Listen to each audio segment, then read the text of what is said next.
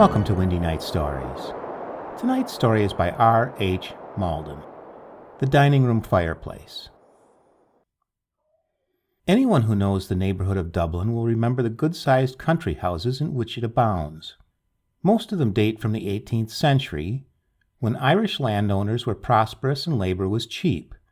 Some of them incorporate bits of older buildings which may have begun life as the castles of the Pale. Most of them are now in a state of dilapidation which is not unpicturesque, though it would be out of place in England. Perhaps I ought to have used the past tense. I do not know how many of them have survived the establishment of Erie, or whatever that part of Ireland chooses to call itself nowadays, and I do not feel tempted to go and see. I am writing of things as they were during the closing years of the reign of Queen Victoria. It was during a visit to one of them in the autumn of the year 1899 that the experience, I can hardly dignify it by the name of adventure, which I am about to relate, befell me. It belonged to a family named Moore, who had inhabited it for several generations. The present owner was a young man, unmarried and in the army. Naturally, he could not spend much of his time there, and was glad to let it when he could. It had been taken for one summer by some cousins of mine who lived in Dublin, and it was on their invitation that I was there. I need not try your patience by attempting to describe it in detail. There was nothing very noteworthy about it, except an almost ruinous tower at the northwest angle. This was obviously much older than the rest of the house, and we young people thought it ought to contain a ghost. We could not, however, hear of any story to that effect. We explored it pretty thoroughly, but found nothing more exciting than a very large quantity of dust and a few bats. We went there once late on a moonlit evening, but even then could not pretend that we saw or heard anything unusual. The south side of the house consisted of 3 large rooms, a drawing room at the western end, then a dining room opening out of it, and lastly a billiard room which was also used as a gun room. Probably, in fact, it had been built as a gun room, and the billiard table had been added afterwards. It had a door leading into the garden, but there was no access to it from the house except from the dining room. The dining room was hung with portraits of bygone Moors, who had no doubt played their several parts adequately in their generation. But none of them had reached fame, and the pictures were of no outstanding artistic merit. The collection as a whole looked well enough, but was not likely to be of much interest, except to members of the family. One picture there was, however, which did arouse our curiosity. It represented a man of about 30. There was no name or date upon the frame, but the dress was that of the closing years of the 18th century. The most remarkable thing about it was the attitude which the sitter had chosen to adopt. He was astride of a chair with his arms folded and resting on the top rail. His back was towards the spectator, so that his features would have been invisible if he had not been looking over his left shoulder. His face, so far as it could be seen, did not resemble a Moor. The upper part suggested considerable intellectual power. The lower part was not pleasant. The whole effect was formidable and bespoke a man who would be a very dangerous enemy. The execution was not particularly good. In fact, the technique suggested an amateur, but it was impossible not to feel that the artist had caught the likeness of his original well, and difficult not to regret that he had done so. We wondered why such a curious picture, which did not look like a family portrait, should be displayed so conspicuously. It looked as if there must be a story of some sort about it. A few days later Captain Moore called. He was stationed at the Curragh, and having some business to transact in Dublin, very civilly looked in to ask after his tenant's comfort. We ventured to put a question about the curious portrait. "Yes," he said, "it's a fantastic thing, isn't it? Clever in a way, though, and I should think a good likeness. But I don't know who it is any more than you do. It isn't one of the family. You'd guess that, I hope, by looking at it. All I know about it is that my great-grandfather, the old boy over there," here he pointed to a portrait of the same period, which hung exactly opposite on the other side of the room, "stuck it up about the time of the Union. I rather think he painted it himself. Anyhow, he was so keen about it that he left directions in his will that it was never to be moved. So it's been there ever since. I suspect there is a story, if I knew what it was. I believe my great-grandfather had been pretty wild in his young days. A lot of his generation were dazzled by the French Revolution, you know. I dare say it looked better at a distance than at close quarters. But while he was still pretty young, about the turn of the century, I think, he turned over a new leaf. Model country gentleman, magistrate, churchwarden, all that sort of thing, you know. And I believe a really good man into the bargain. Very charitable and so on. Not very hospitable, though, by all accounts. In fact, during the last years of his life, when he was a widower, he would hardly see anybody, and I believe was nicknamed the Hermit.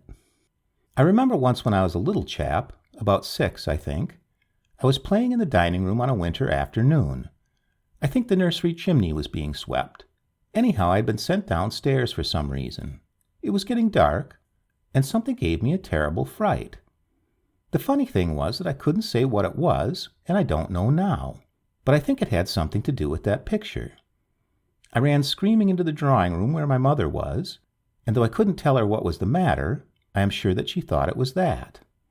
When I had been comforted, my father came in. He had been out shooting, I think, and she began to talk to him very earnestly. I wasn't meant to hear, and don't suppose I should have understood much if I had, but I do recollect that she said something to the effect that it couldn't go on, and that it wasn't as if this were the first time. And he said that he couldn't do whatever it was she wanted him to do. I suppose now that she was asking him to have the picture removed, or perhaps to get rid of it outright, and he was reminding her of the clause in his grandfather's will. Of course, 99 women out of 100 would see no reason why the wishes of someone who had been dead for more than 50 years should be allowed to interfere with their own.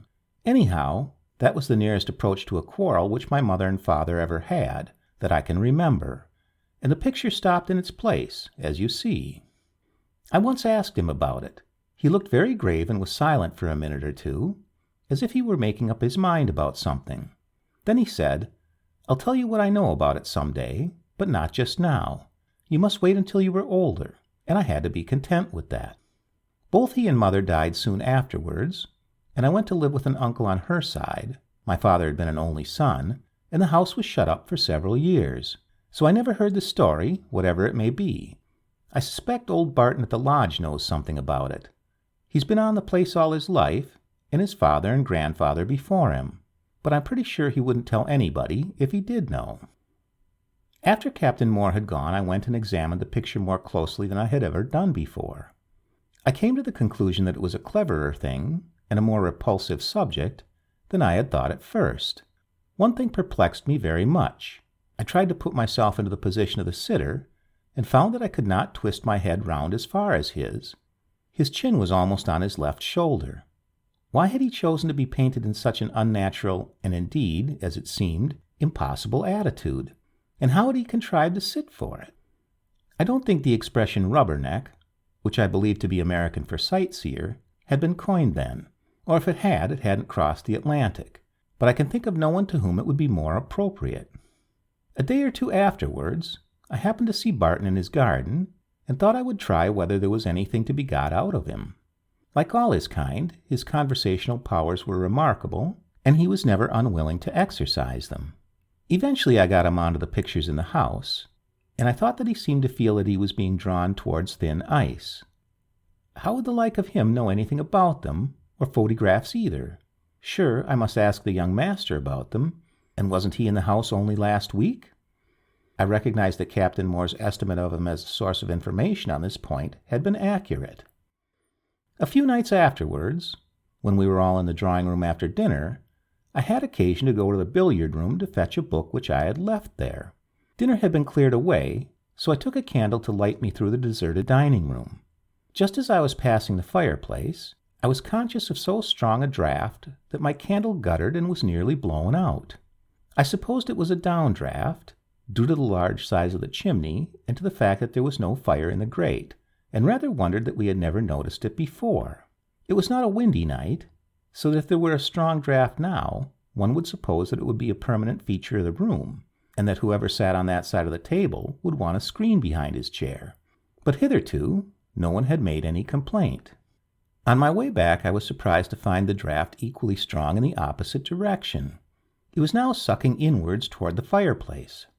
I held my candle high, shielding it with the other hand, and looked round to see if there were an open window. But the windows were all securely shuttered, and the doors at each end of the room were shut. I could not account for any draught, much less for one which apparently changed its direction, almost as if it were due to the slow breathing of some gigantic creature crouching in the fireplace. While I stood there, the inward draft suddenly ceased. After a moment's stillness, there came an outward puff, really strong enough to be called a gust, which blew my candle out. This was too much. I groped my way to the end of the room as quickly as I could without stopping to light a match. Once out of the room, I felt rather ashamed of myself for having been so easily scared. I suppose that was why I did not feel inclined to say anything about what happened. Perhaps I said to myself there was really more wind outside than I had imagined, and of course a rambling old house was likely to be full of unaccountable drafts. Most likely this one depended upon wind being exactly in one quarter, which was why we had not noticed it before, and more to the same effect. But I did not find this cogent reasoning convincing. When I went to bed, I looked out and everything seemed to be perfectly still. This, I was bound to admit, was as I had expected. 3 days later, I had a curious dream. I dreamed that I was in the dining room, and that the figure over the mantelpiece had come down from his frame. He was seated astride of a chair as he was painted, almost in the fireplace. His back was turned to the room, but instead of having his head upon his shoulder, it was turned away so that nothing could be seen of his features. He seemed to be speaking with a great earnestness to an invisible personage who must be stationed a few feet up the chimney.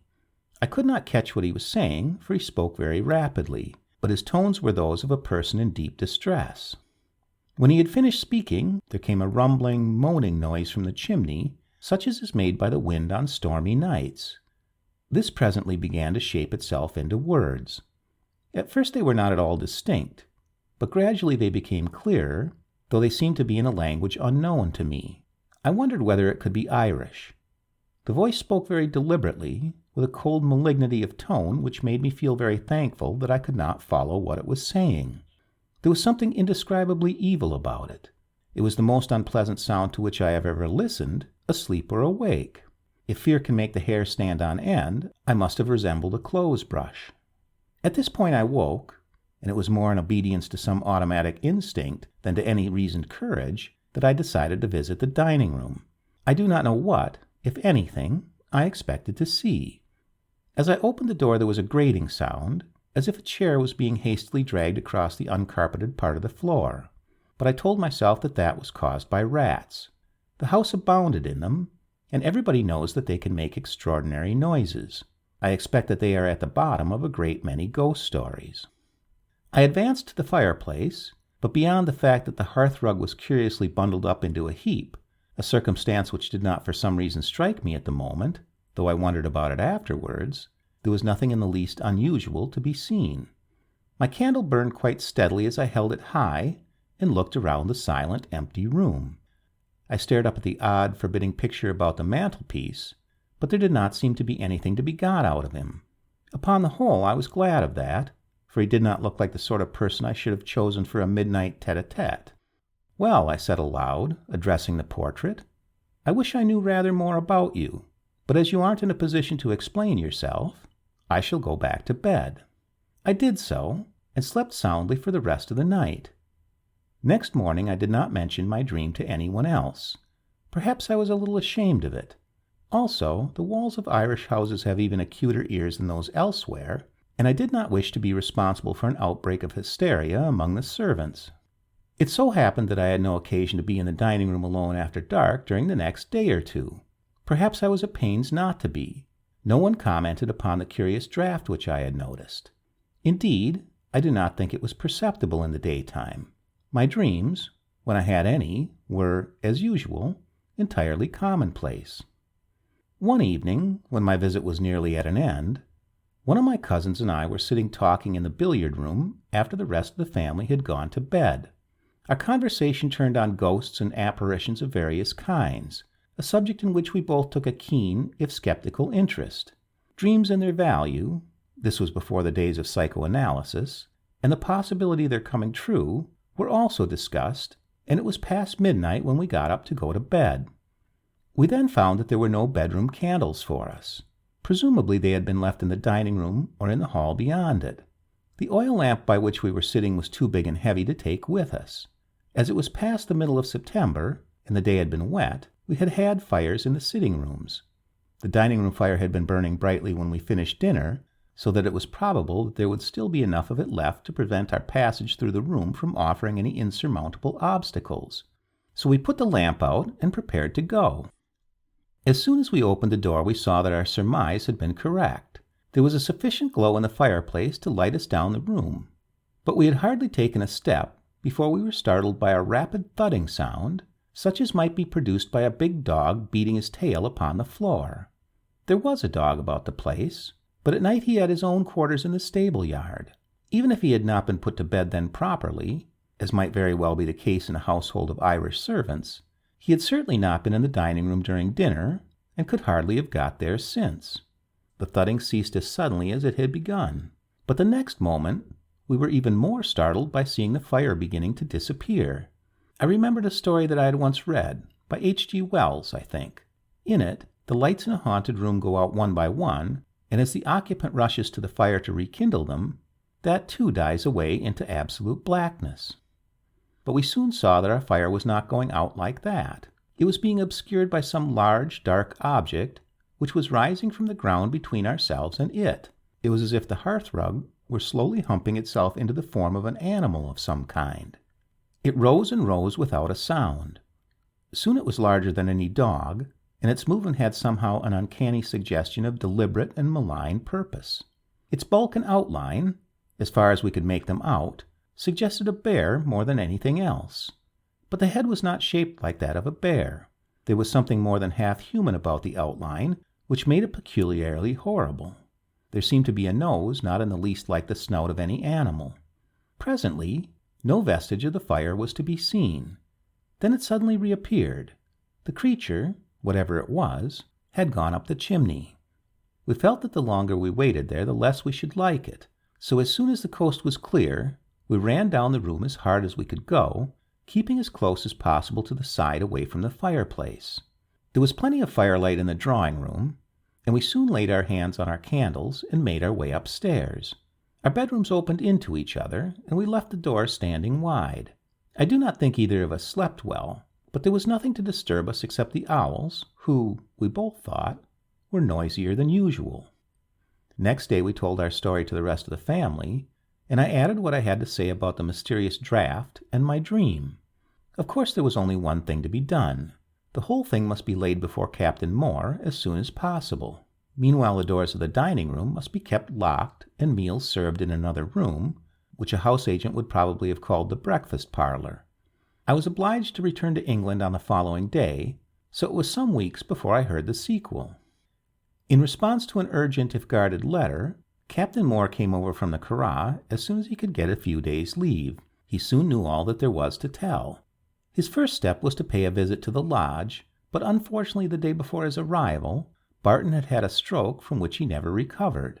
He seemed to recognize his master and be glad to see him, but he was in no state to be questioned. He died that night. Next day his daughter, who lived with him, told us that after Captain Moore's visit, her father seemed to have something on his mind. Just after midnight he sat up and made an effort to say something. The only words she could make out sounded like trouble and back of the picture. Immediately afterwards, he fell back on his pillow and expired. This was something to go upon. The queer portrait must be meant. A step-ladder was procured, and Captain Moore and my cousins set to work. It took them longer than they had expected, as the picture was not hung in the usual way. A number of long screws had been driven through the frame, which was very solid, into the paneling of the wall behind. At last they were all got out, not without difficulty, though they did not seem to be particularly rusty. The immediate result was disappointing. There was nothing to be seen either on the back of the picture or the surface of the wall. Then someone noticed what looked like a fine crack running across the top of one panel just below the raised frame containing it. Closer examination showed that the wood had been cut through on all four sides with a very sharp knife. A little picking at the top and out it came, disclosing a cavity, obviously the work of an amateur mason, in the thickness of the wall. In it reposed a small book, about 9 inches long by 5 broad. At the top of the title page were 2 words, "The Club," and underneath was a list of 12 names, presumably those of the members. Several of them belonged to families still represented in the neighborhood. The last was Robert Moore, Captain Moore's great-grandfather. By this time lunch was ready, so further research was postponed.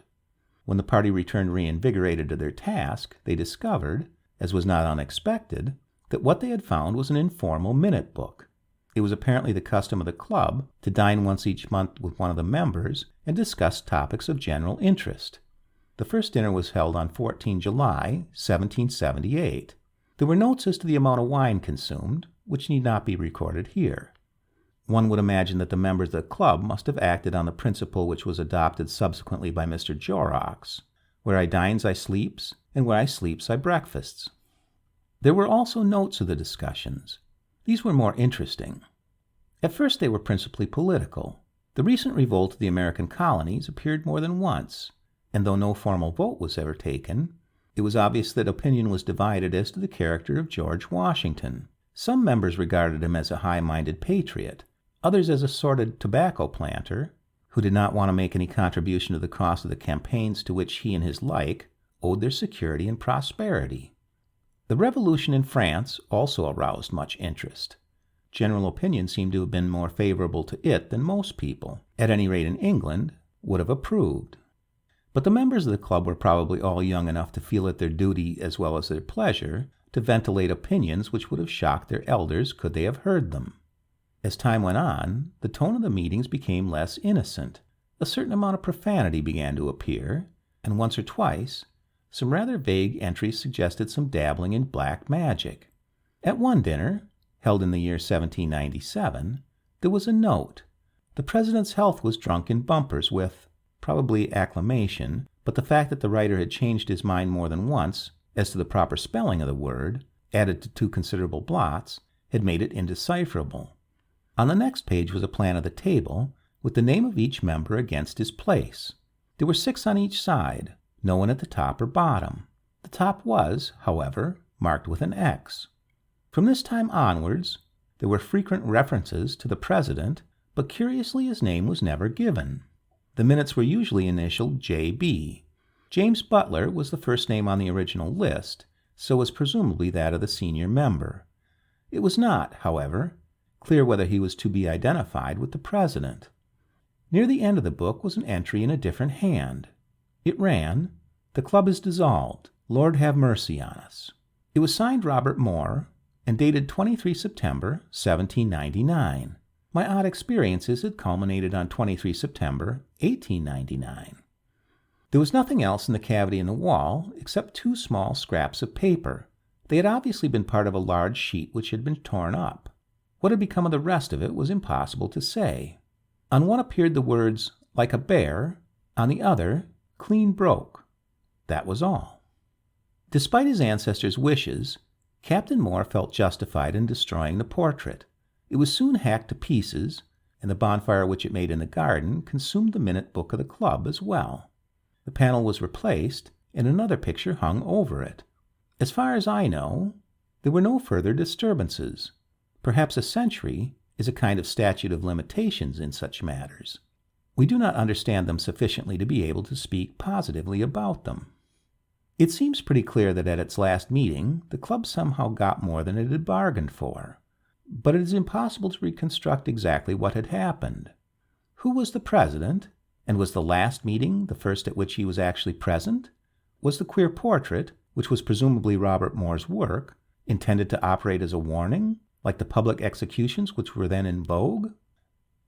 Some years afterwards, I happened to find myself sitting next to an Irish clergyman at a public dinner. He was incumbent of a parish near Dublin, he told me. As the evening wore on, and the tide of speech-making flowed strongly, our talk, in the intervals, turned on superstitions.